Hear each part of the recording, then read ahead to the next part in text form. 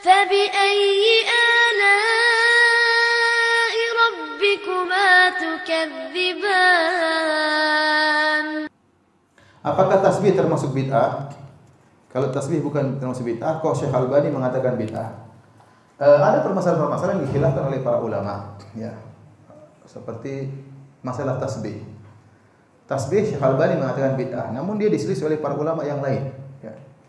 Ya, ini menunjukkan bahwasanya kita tidak taklid kepada Syekh Albani, ya.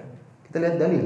Kalau dilihat dijelaskan oleh para ulama yang lain bahwasanya tasbih itu adalah alat saja sekedar untuk berzikir kepada Allah Subhanahu wa taala. Dia bukan ritualnya. Kapan dikatakan bid'ah? Jika kita memunculkan ritual yang baru.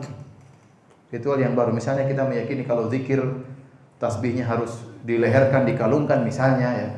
Atau kalau kita berzikir dengan tasbih lebih afdal, maka itu bid'ah. Tapi selama kita meyakini tasbih tersebut hanyalah alat, ya, maka enggak jadi masalah. Sama seperti seorang mungkin naik mobil, dia kemudian mau berzikir. Ada zikir-zikir yang kata Rasulullah 100 kali, pahalanya sekian, 100 kali. Dia mau zikir kan susah begini. Bingung juga. Makanya dia mungkin ada alat pakai yang digital. Subhanallah, subhanallah, belum.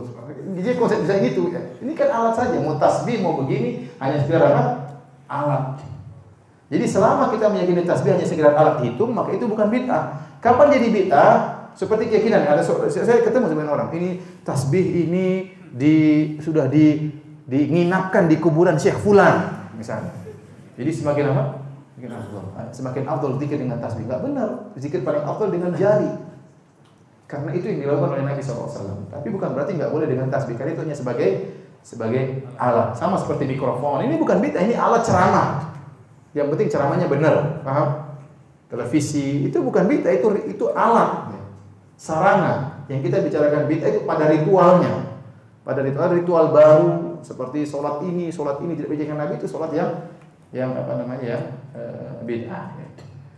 Kemudian kalaupun kita pakai tasbih yang wajar-wajar saja lah. Jangan sampai kita bikin tasbih yang aneh-aneh. Khawatir terkena riya.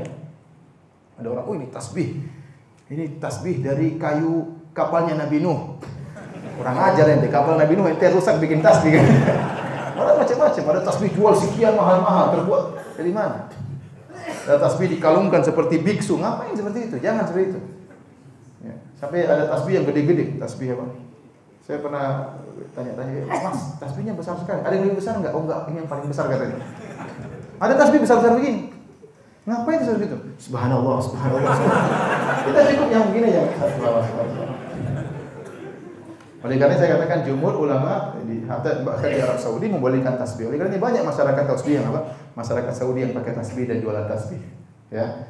Benar ada yang berpendapat bid'ah, contohnya Syekh Albani rahimahullahu taala, ya. Tapi kita tidak sepakat dengan beliau dalam masalah ini.